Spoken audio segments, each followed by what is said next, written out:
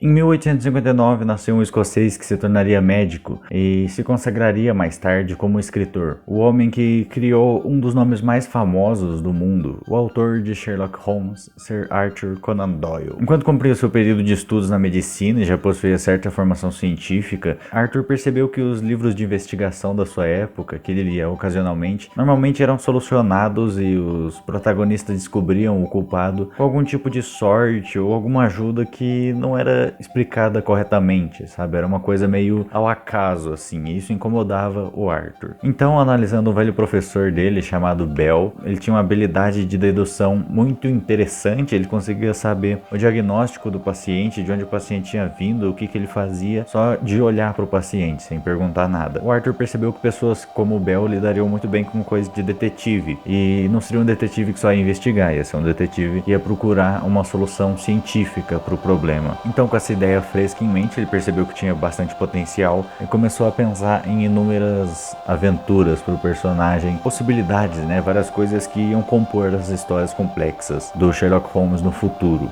É fato também que no começo, quando ele começou a escrever as histórias, elas não chamaram muita atenção, mas quando depois ele começou a escrever mensalmente para revistas, as pessoas começaram a perceber que era diferente das histórias antigas de mistério, e daí elas começaram a ler mais os livros dele, e daí para frente, né, o Sherlock Holmes começou a dar certo junto com o Arthur, e assim eles vão ficar aí conectados pro resto da história, né, como um dos personagens mais famosos da cultura pop e o criador dele, que no caso é o Arthur Conan Doyle. O próprio Arthur disse em uma entrevista uma vez, né, que ele deu em 1927, ele disse que ele já escreveu muito mais do que ele esperava sobre o personagem, mas ele disse também que ele continua escrevendo para os leitores e para os amigos que querem saber mais, então isso é uma coisa que não incomodava ele, né, ter que escrever mais do que ele previa. Também é interessante que o próprio Arthur comenta o fato de muitas pessoas terem certeza de que Sherlock Holmes existia de verdade, que ele recebeu já várias cartas na casa dele endereçadas ao Holmes e ao Watson, que é o companheiro do Holmes nas histórias. Ele comenta que ele recebia várias cartas endereçadas aos personagens, pedindo autógrafo, e até, como o próprio Arthur diz, de senhoritas que mandavam tipo um currículo para trabalhar na casa deles como empregado ou alguma coisa assim, né? Lembrando, lógico, que a gente tá falando aqui de 1800 e pouco, 1900 ali no começo, que é quando essas histórias estavam saindo pela primeira vez, né? O escritor também tinha fortes ideias e opiniões sobre espiritualidade, que eu achei bem interessante, mas que eu não vou estar comentando aqui, porque se eu ficar comentando isso, o vídeo vai ficar ainda maior do que ele já está agora. Como eu já disse, ele deu uma entrevista em 1927 sobre isso, né, 3 anos antes da sua morte aí. Essa entrevista está disponível no YouTube para quem tiver interesse, então o link dela tá aqui na descrição, beleza? Só descer para baixo aí, tem aí o link dela, tá aí embaixo, para quem quiser assistir. E a maioria das coisas que eu disse aqui sobre o autor, eu retirei desta entrevista mesmo. Em 1887, o mundo conhecia pela primeira vez o detetive no livro Um Estudo em Vermelho. Um livro que eu nem lembro quando adquiri. Eu comprei junto com a box, que eu esqueci de pegar. É uma box que tá ali em cima ali. Eu comprei junto com essa box aqui, que vem com mais 2 livros do personagem. O Signo dos Quatro e o Cão dos Bakersfield são 2 bons livros também. Mas eu não vou estar falando deles aqui hoje, porque senão esse vídeo teria 38 horas de duração e não é isso que vai estar acontecendo aqui, né? Infelizmente eu não tenho tempo para fazer um vídeo desse tamanho. Mas eu já aviso aqui, então, para você aí que tem vontade de comprar os livros desse personagem, que eu acredito que essa aqui, essa que tá aparecendo na tela agora, seja a melhor opção para você comprar. Na verdade eu não procurei nenhuma review dela, mas eu acredito que ela seja a melhor box aí, que tem a maior quantidade de histórias do personagem, provavelmente a mais completa que você vai achar hoje em dia, e também é a que eu pretendo comprar. Então eu vou deixar o link aqui na descrição também dessa box para você comprar pela Amazon, que é o site que eu recomendo. Eu não tô sendo patrocinado nem nada, mas por onde eu compro meus livros e só. Então, se você quiser comprar por outro lugar, também compra aí. Eu não tenho nada a ver com isso. Eu só tô recomendando a box aqui, mas o link tá aí embaixo, pra quem tiver interesse. Logo no começo do livro, nós temos uma brevíssima biografia do autor. Tem algumas informações que eu também coloquei ali no começo do vídeo, né? E o livro, pelo menos nessa edição que eu tenho, ele é dividido em 2 partes, cada uma com 7 capítulos, e ao todo o livro tem aí 135 páginas nessa edição que eu tenho, né? Pode ser considerado até um livro pequeno, né? 100 e poucas páginas é bem pequenininho. A gente começa então com com o Watson. A gente vê que ele é um doutor que se especializou e entrou na área militar e acabou indo atuar no Afeganistão pelas forças inglesas. Durante a guerra, o Watson quase é capturado por veteranos muçulmanos, mas ele consegue escapar. Só que depois ele é acertado por um tiro, fica inconsciente por algum tempo, se vê sendo mandado de volta para a Inglaterra. Quando ele chega em Londres, ele se vê em uma situação onde ele não conhece ninguém lá, ele não tem amigos nem família morando na capital. Estava recebendo um salário magro ali do governo pelos danos que ele sofreu na guerra. Ele não conseguia trabalhar, né, e tudo mais, por causa do tiro que ele tomou, então ele estava meio sem condições de fazer muito esforço e tal. Com o passar dos dias, ele decidiu que ele tinha que arrumar um lugar melhor para ele ficar, né? Ele estava ficando num hotel desde que ele voltou pra Inglaterra, e daí, enquanto ele foi sair lá para comer uma comida em algum lugar, encontrou um velho conhecido, Stanford, que tinha sido auxiliar dele no passado.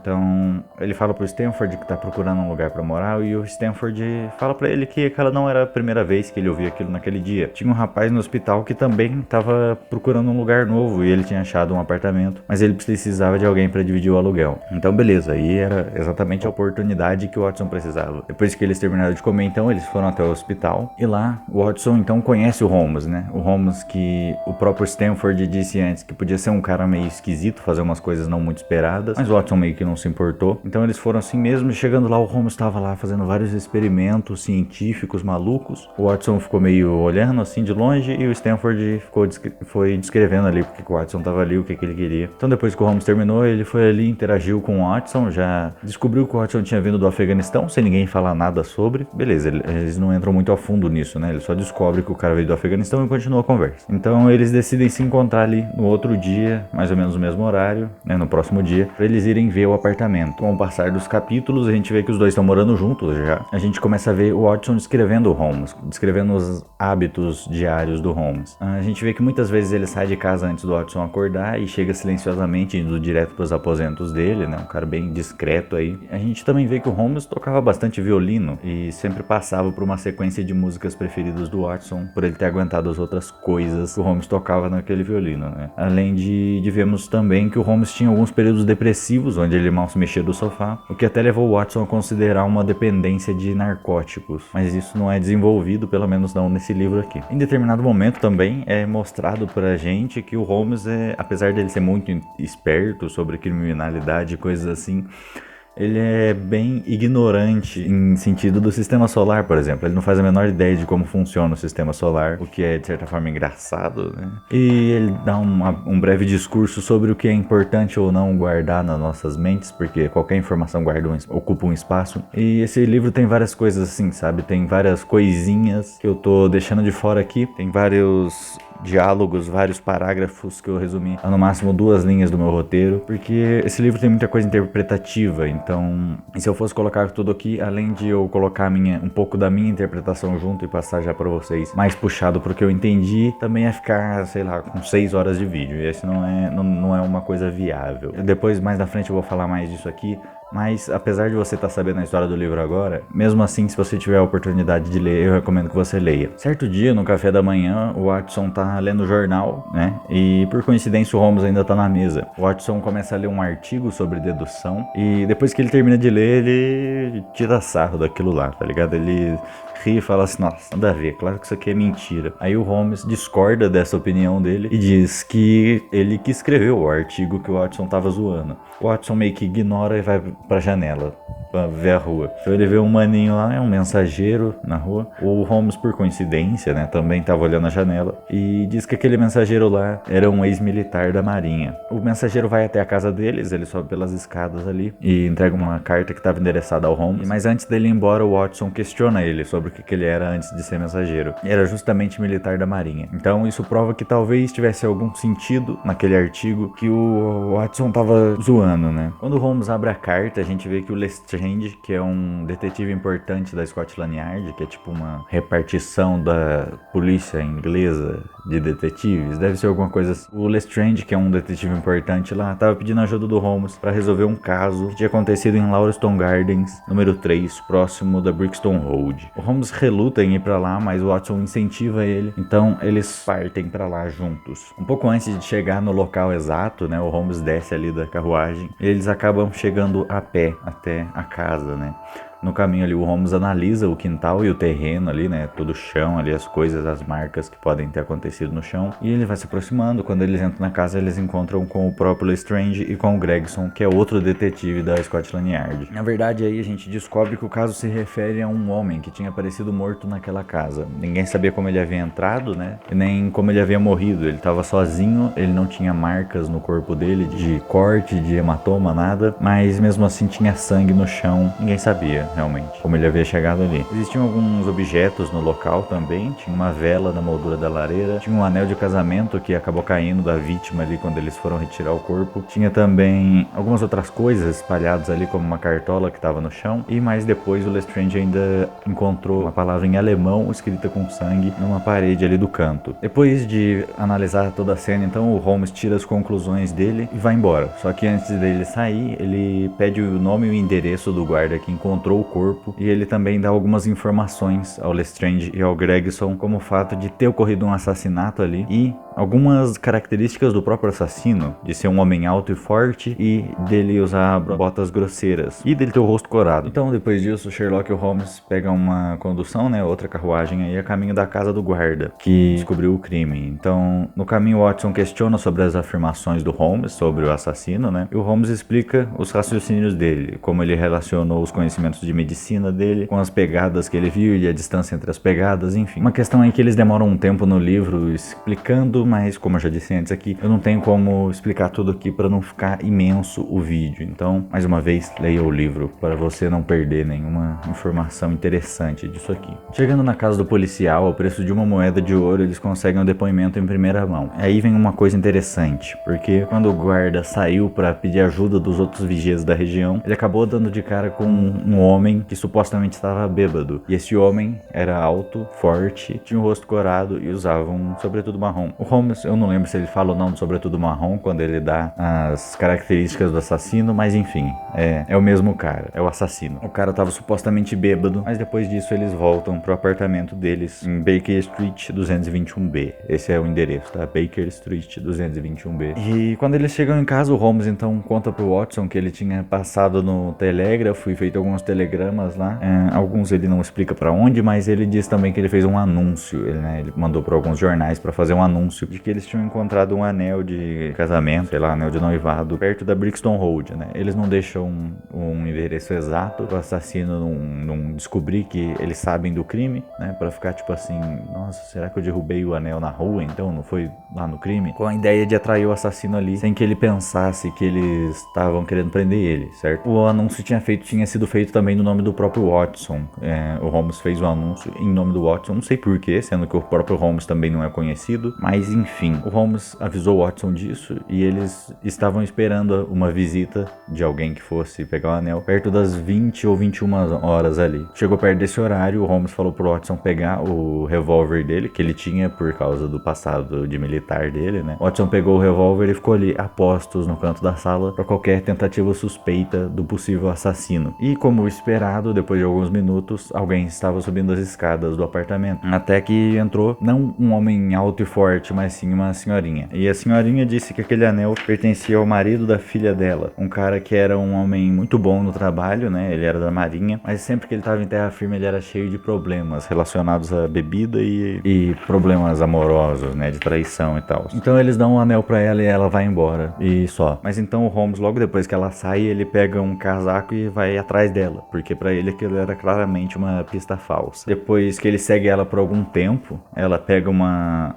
charrete, né, uma conduçãozinha ali, na verdade um cabriolé, tipo uma charrete, só que menor, porque é mais rápido também. E como um ótimo espião que o Holmes é, ele meio que se pendura atrás da carretinha e vai junto. Muito discreto mesmo, né? Pelo menos foi isso que eu entendi aqui da minha leitura do livro, né? Mais uma vez, recomendo aí que todos leiam, se possível. Mas enfim, mesmo se eu li errado, eu gostei do jeito que eu entendi, porque eu achei muito engraçado. A questão é que quando o cabriolé para, ele vai ver se a senhorinha tá lá e ela simplesmente não tá. Ela pulou da carroça em movimento sem que nem o Holmes nem o cocheiro vissem ela pulando. O que mais uma vez era outra coisa que questionava a identidade daquela senhora, né? Já que pular de um negócio em movimento não é uma coisa que pessoas de idade fariam com muita facilidade. Na manhã seguinte é mostrado que já existem algumas notícias nos jornais sobre o caso do Drebber, que aliás é o nome da vítima lá, é o nome do homem que foi encontrado morto.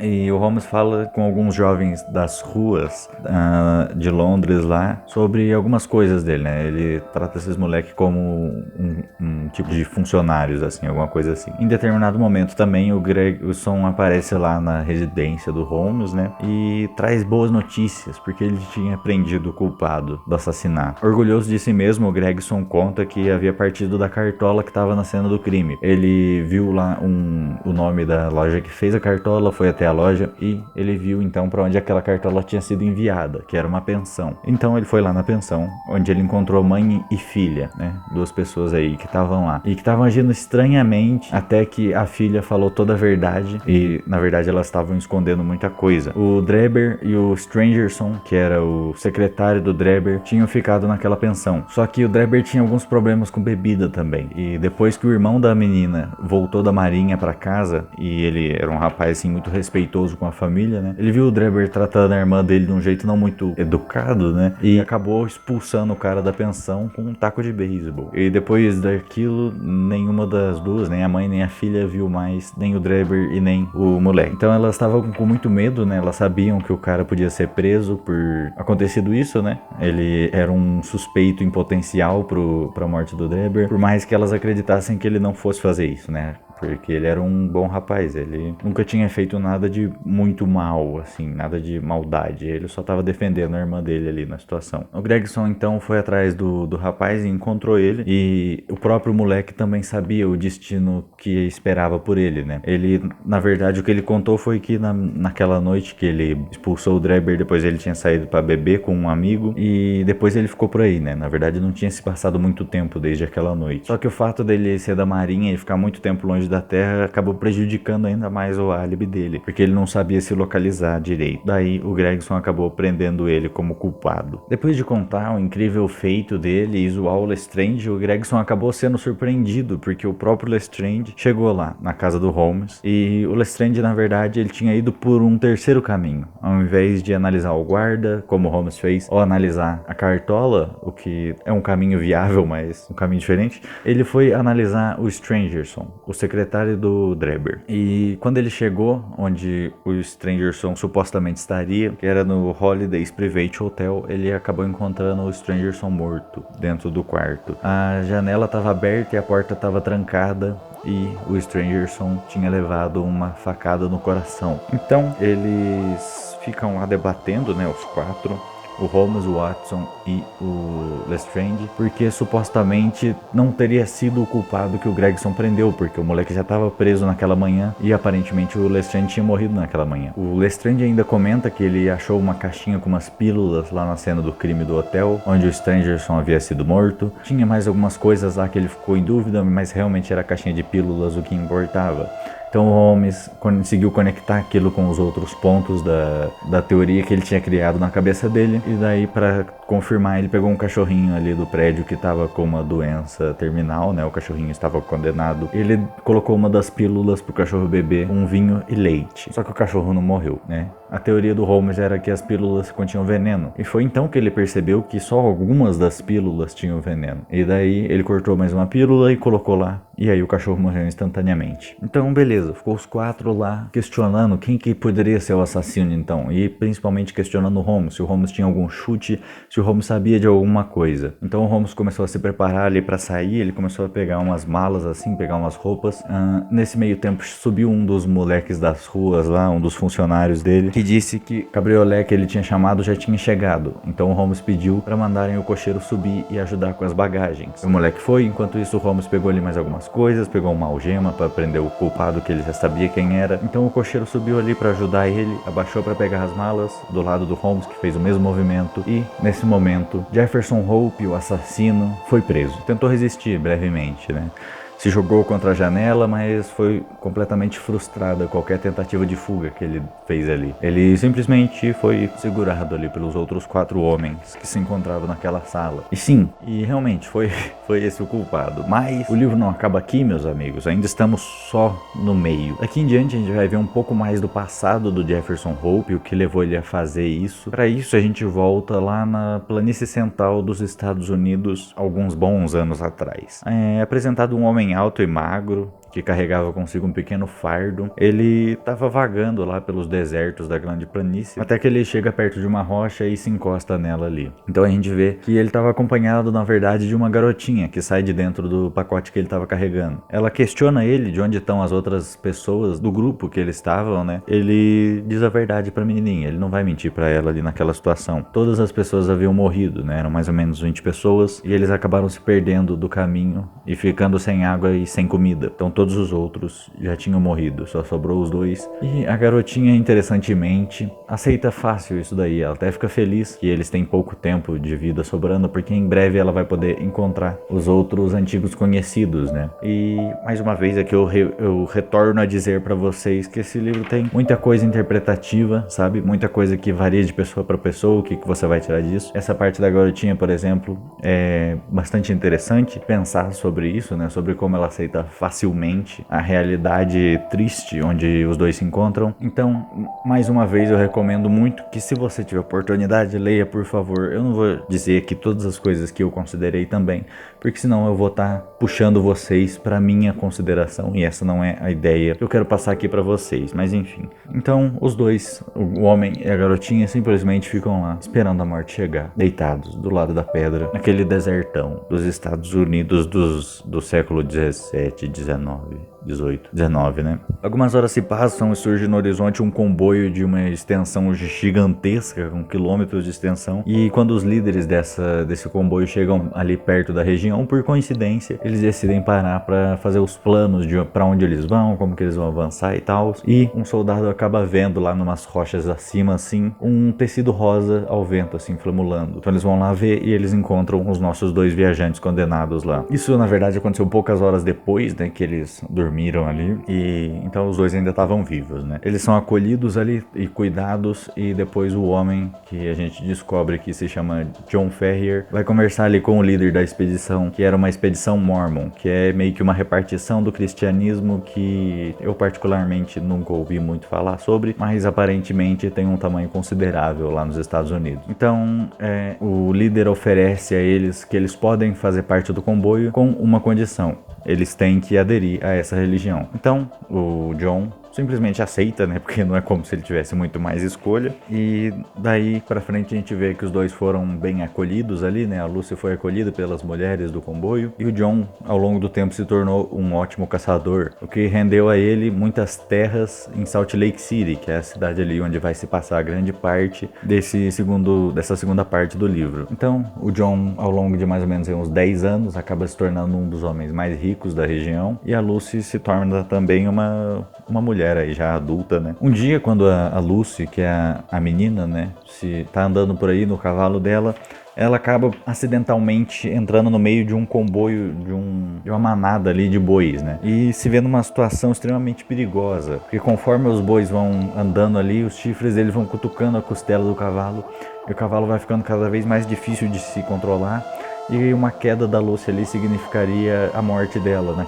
No exato instante. Porque são muitos e muitos animais extremamente pesados andando ali.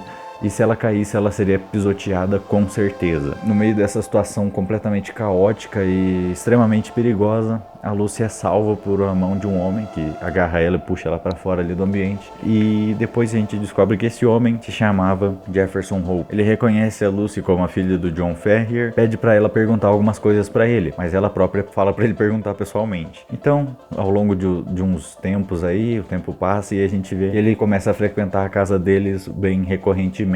E o que faz com que tanto ele quanto a Lucy se apaixonem ao longo do tempo, né? Mas depois a gente vê o Jefferson Hope na abrir ali uma mina de minérios lá perto de Nevada, se eu não me engano. É isso. E também a gente já sabe, né, já foi dito antes no livro, que o Jefferson Hope conhecia muito bem aquelas regiões. Ele já tinha feito trabalho de tudo quanto é coisa ali. Já tinha trabalhado em minas, já tinha tocado rebanho, já tinha caçado por tudo ali. Ou seja, ele conhecia muito bem a região. Então, o John combina com o Jefferson de que se ele conseguisse manter a mina por 2 meses estável, ele teria o direito de ter a mão da Lucy em casamento. Com essa promessa aí de ter a Lucy em casamento, ele parte para Nevada então. Alguns dias depois, o mesmo líder que salvou o John do passado, o John e a Lucy, né, no passado, ele bate na porta do John para ter uma conversa muito séria. O John não estava seguindo o que a religião pedia. Mesmo que ele fizesse doações e tal recorrentemente, ele não tinha feito uma coisa que aparentemente é muito importante para essa religião. Ele não tinha se casado nenhuma vez e com nenhuma mulher, porque aparentemente os Mormons têm mais de uma mulher. Só que a gente não vai entrar a fundo nisso aqui também, porque esse não é o ponto, né? Isso é só uma informação aí para vocês terem. Primeiro, o John já é questionado sobre a falta de esposas dele, mas o assunto de verdade que o líder foi tratar nem era isso. É porque 2 dos 4 anciões da religião tinham filhos que precisavam de esposas. Esses 2 eram Dreber e Strangerson, cujos filhos também se chamavam Dreber e Strangerson, pelo menos é o que o livro nos mostra, né? Talvez esse seja o sobrenome deles, mas é como eles são referidos no livro e eles não têm outros nomes ditos, então, enfim, os filhos do Dreber e do Strangerson precisavam de esposas. E os filhos deles também se chamavam Dreber e Strangerson, mas a gente só vai dar sequência aqui. Então beleza, primeiramente o John fica muito bravo com aquela intimação e ele consegue um prazo de 1 mês para ele decidir qual dos 2 vai ser o marido da filha dele. A Lucy também acaba descobrindo o que está acontecendo, então os 2 sabem mais ou menos em qual situação eles estão envolvidos agora. No próximo dia, no dia seguinte, né, o John acorda com um papelzinho preso na coberta dele pelo um alfinete, mais ou menos assim na altura do peito, com o número 29 escrito, que era a quantidade de dias que sobrava. O que é uma coisa extremamente assustadora, né? Pensa você acordar com um papel preso, como que uma pessoa entrou na sua casa enquanto você dormia e foi até o seu quarto, enfim. O John então começou a ficar muito assustado com isso, né? Quem não ficaria? E isso continuou até mais pra frente, né? A cada dia aparecia um número novo correspondente à quantidade de dias que faltava em algum lugar novo da casa, ou dentro ou fora, ou riscado em algum lugar, ou com algum papel, com alguma coisa, e o John nunca conseguiu entender como aquilo aparecia. O John foi até o telégrafo e telegrafou para onde o Jefferson supostamente teria que estar. Ele disse como a situação estava e quando ele voltou para casa ele deu de cara tanto com o Dreber e com o Strangerson, os filhos no caso, dentro da sala de estar dele. Os 2 estavam lá para provar qual era o melhor pretendente para Lucy, o que deixou o John muito bravo, que expulsou eles de lá, quase atirou neles, ou se eu não me engano até atirou, mas não acertou. E a partir desse momento, os 2 juraram vingança ao John Ferrier. Então, quando começou a contagem regressiva final ali, né? E o Jefferson ainda não tinha mandado resposta nenhuma, eles simplesmente começaram a perder qualquer esperança de ter uma ajuda. Ou então, que do dia 2 pro dia 1, que seria o último dia, o John tava ali já de noite acordado a postos, ele ouviu uma batida na porta e ele tomou a decisão, porque ele tava ali, ele sabia que no próximo dia seria o último e ele sabia que com certeza tinha muita gente cercando a casa dele. Então, ao invés de esperar o suspense de alguém invadir a casa dele, ele foi e abriu a porta de uma vez. Só que quando ele abriu não tinha ninguém lá, a não ser um homem deitado no chão que entrou rastejando, e quando ele se levantou, ele foi reconhecido como Jefferson Hope, que tinha vindo ali rastejando justamente porque tinha muita gente realmente rondando a casa. Então se juntaram os 3, Jefferson Hope, John Ferrier e Lucy Ferrier também, né? Juntaram os 3, pegaram o máximo de comida e água que eles podiam, porque afinal eles estavam perto da grande planície ali, né? Estavam num lugar mais ou menos com alguns canyons, se eu não me engano, pelo que o livro descreve, e eles partem então, né? O Jefferson acabou de chegar ali, camuflado, para os caras que estão cercando não ver ele, então ele sabia como voltar também. E no que eles estavam saindo ali, eles quase são pegos por alguns guardas que se cruzaram ali, né? Só que isso foi bom, na verdade, porque eles ouviram uma senha e contrassenha, né? Um cara chegou pro outro, falou um negócio assim que talvez não faça muito sentido, o outro respondeu outra coisa que nem fazia tanto sentido assim com o que o cara tinha dito, né? Esse é meio que o conceito de senha e contrassenha. Então é meio que um modo de verificar ali, né? Deles verificarem se eles são realmente as pessoas que deviam estar ali. Depois disso, então, o trio segue, eles avançam ali um pouco, né, entram numa parte mais afastada, eles chegam até onde o Hope havia deixado os cavalos para eles saírem, então eles vão. Eles andam, eles acabam passando por um atirador que estava em cima dos rochedos e ele conversa com eles ali. O Jefferson ainda dá uma conversada com ele ali, dizendo o mínimo possível para não estragar nada. E no final, o atirador usa a senha que, por sorte, né, por ter ouvido aquele diálogo, o Hope sabia a contrassenha. Então ele conseguiu ali usar a contrassenha e passar de boa. Então depois que eles passaram, se eu não me engano, eles andam mais um pouco e aí eles dormem. No outro dia eles dormem tipo 2h30, alguma coisa assim, né? Porque eles já saíram de casa depois, quando já tava de noite, então eles dormiram um pouquinho até amanhecer. Quando amanhece, eles andam bastante tempo e eles chegam em um lugar onde eles já consideram estar seguros, né? Onde eles acham assim que eles já estão longe o suficiente. Então eles fazem ali um pequeno acampamentozinho, né? O Jefferson faz uma fogueirinha pra Lucy e pro John ali e ele sai pra caçar. Ele demora mais ou menos umas 5 horas para achar algum animal ali por aqueles lugares desérticos onde eles estão. Ele acha então, se eu não me engano, um bode montanhês. Ele mata o bode, ele põe ali uns pedaços do bode nas costas, né, para ele levar pro acampamento. E aí ele parte em busca do acampamento de volta, né? O cara ficou 5 horas andando, agora ele tem que achar o caminho de volta. Até que ele avista, né, se eu não me engano, já tá entardecendo assim, mais ou menos, alguma coisa nesse sentido. Até que ele avista ali a silhueta das rochas que ele reconhece sendo próximo do acampamento. Animado, ele dá aqueles assobios assim com os dedos, assim, esperando uma resposta. Só que ele assobia e nada. Ele só ouve o ecoar triste do assobio lá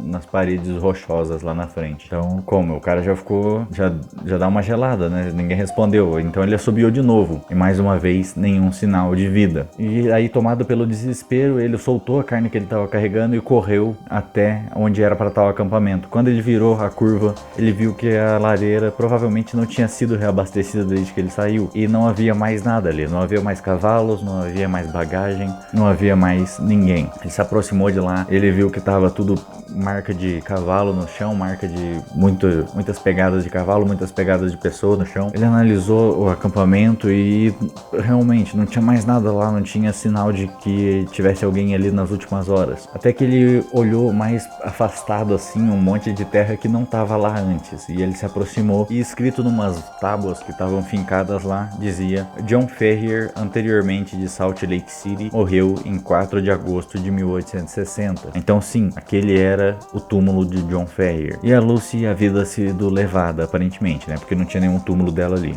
Depois disso, ficou muito claro pro Jefferson que a partir daquele momento, a vida dele se resumiria a se vingar do Drebber e do Strangerson. Ele pegou a carne que ele havia deixado ali para trás, cozinhou ela para durar alguns dias e partiu em direção à cidade. Quando ele chegou lá, a Lucy tinha se casado com o Drebber no dia anterior e desde esse dia o Hope ficou espreitando os inimigos deles de cima da colina. A única vontade que ele tinha era de vingança e não demorou para ser percebido também, né?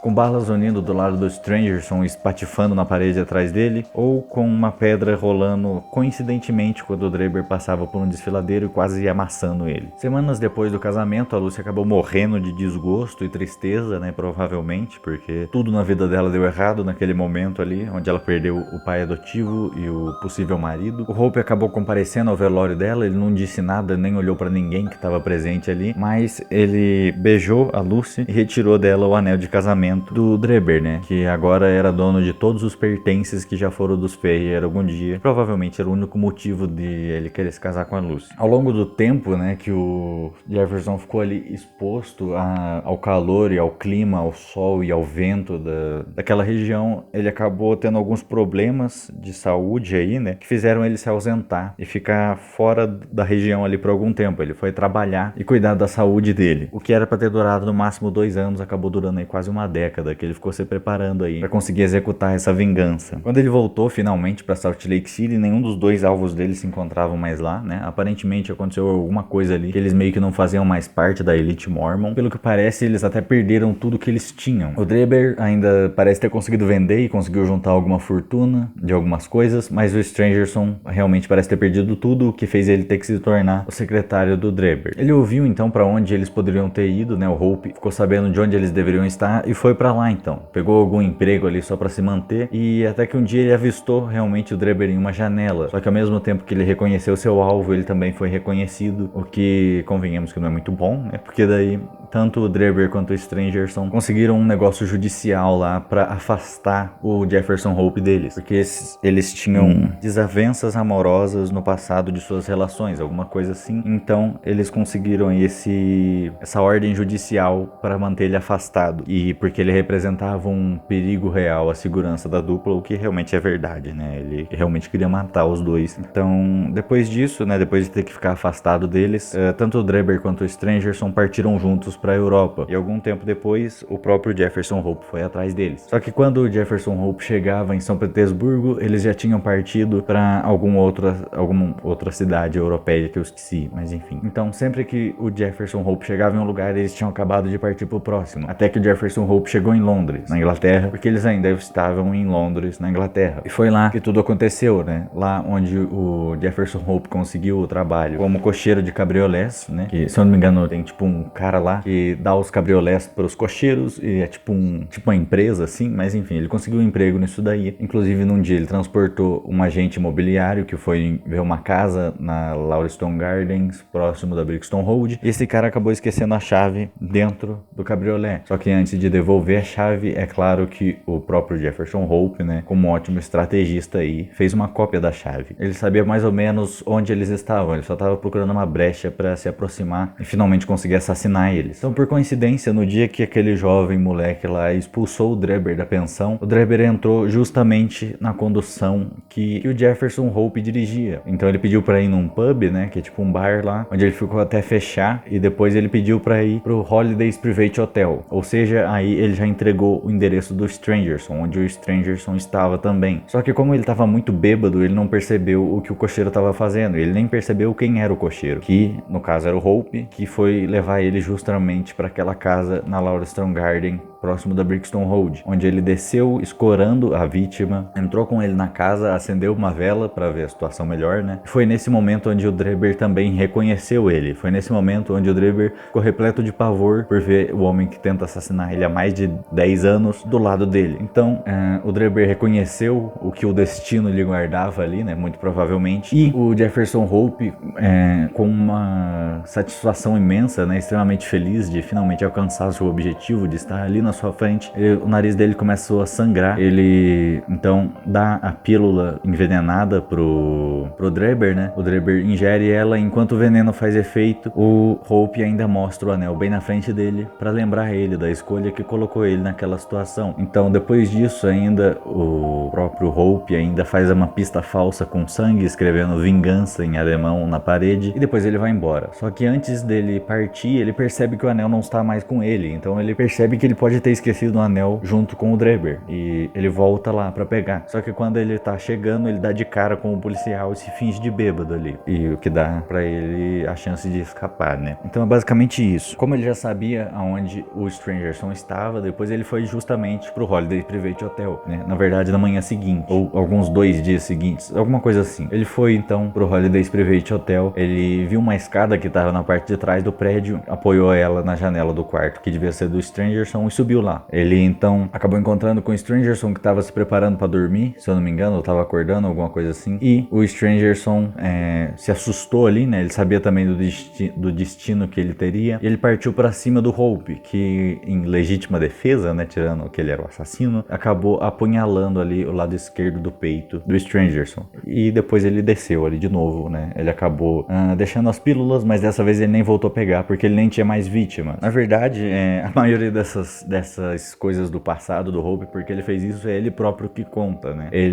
Quando eles chegam lá na delegacia, né? Os 4 que prenderam ele e ele chegam na delegacia, ele pede ali pra ele dando o depoimento dele de tudo que aconteceu. O policial local até questiona ele, fala que ele pode fazer isso no tribunal, mas ele ainda pede pro Watson, que ele sabe que é médico por algum diálogo ali que teve no meio do caminho, ele pede pro Watson pôr a mão no peito dele. E daí é descoberto, né, por nós e pelos próprios personagens lá, que Jefferson Hope estava condenado a morrer muito proximamente, né? Ele estava com um aneurisma na aorta e que podia estourar a qualquer momento aí, o que era um presente dos velhos tempos de privação que ele passou lá, quando ele começou a vingança dele. Então, ele então conta tudo isso pra nós, né? Pelo menos desde a parte que ele entra na história, e é basicamente isso.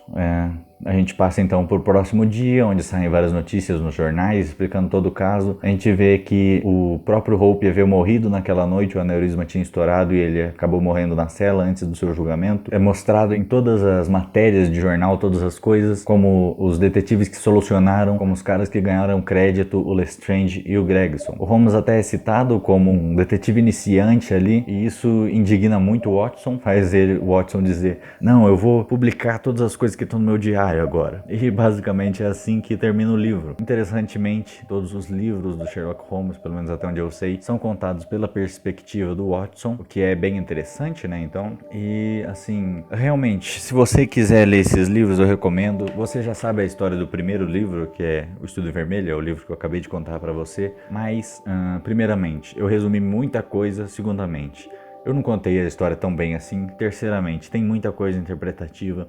Tem muito diálogozinho paralelo, tipo o fato do Holmes, sei lá, das coisas que ocupam espaço em sua mente, você saber o que guardar ou não. Tem muita coisa que dá pra você tirar desse livro, sabe? Se você ler, você vai ver, você vai conseguir pegar ali alguma coisa ou outra, alguma coisa implícita que tá ali, ou às vezes nem tá, mas dá pra você encontrar, né? Se você procurar, você inventa alguma coisa ali que faz sentido. Esse vídeo aqui deu bastante trabalho pra se fazer. Tanto desde escrever o roteiro, de gravação também, porque eu tô gravando aqui há quase 1 hora, e edição também vai dar bastante trabalho, eu posso ter certeza. Esse vídeo aqui deu bastante trabalho para fazer, e se você gostou, eu peço que você ajude aqui o canal. A forma que você mais pode estar me ajudando é compartilhando o vídeo para novas pessoas, pessoas que não me conhecem. Então manda esse vídeo aqui para aquela pessoa que gosta de leitura, aquela pessoa que gosta de mistério, aquela pessoa que gosta do Sherlock Holmes também, né, para ela lembrar esse livro que é tão interessante. Ou aquela pessoa que nem gosta de ler, talvez se ela descobrir que existem livros assim, existem livros que tratam de assassinatos, livros misteriosos e interessantes como Sherlock Holmes, né, talvez ela não saiba como seja Sherlock Holmes, talvez ela comece a passar a gostar de leitura, né? E isso é interessante, leitura é legal. Você também pode ajudar aqui o canal dando seu like e deixando um comentário, isso também ajuda demais o YouTube mesmo a divulgar o vídeo sozinho para mais gente. Então, por favor, é isso aí. Se você tiver interesse, dá uma olhada aí, se inscreve também, se você quiser. O canal não é sobre literatura especificamente, né? Na verdade é que eu faço vídeos sobre coisas que eu gosto e que eu quero que mais pessoas conheçam, para que mais pessoas possam gostar dessas coisas também. Mas se vocês gostarem desse vídeo aqui, se ele for bem, eu posso estar fazendo mais vídeos sobre outros livros que eu gosto, né? Outras histórias que eu gosto. Eu tenho alguns livros ali em cima ali e aqui também, e tem outra prateleira para lá. Então, eu tenho alguns livros aí que eu gosto, eu posso estar fazendo mais vídeo disso. Vocês podem deixar aí sugestões de livros também, se for do seu interesse, ou de outras coisas também para eu fazer vídeo. Já dá uma passada aí no canal, olha os outros vídeos. Talvez tenha alguma coisa que você se interesse, que você não sabia, ou que você gosta, mas que você nunca viu muito sobre, e eu já posso ter feito um vídeo sobre isso. Então dá uma olhada aí, sempre bom pra mim e talvez bom pra você também, né? Bom, acho que é isso então. O plano aqui do canal é basicamente postar um vídeo por mês, né? Normalmente eu começo a trabalhar no vídeo próximo do começo do mês e o vídeo sai próximo do final do mês. É isso então, fique esperto aí, no final de mês provavelmente tem um vídeo novo do meu canal de novo. Tem redes sociais aí, Twitch e Instagram, live às vezes, muito raramente na Twitch. No Instagram eu não faço nada, mas se você quiser me seguir lá, segue lá, é nóis. Muito obrigado por ter me assistido até aqui, valeu pelo like, pela inscrição e pelo comentário se você deixou. E pelo compartilhamento principalmente, né? Acho que eu te vejo mês que vem. É nóis, valeu, falou e leia mais livros, solucione mais mistérios e saiba o que guardar na sua memória ou não.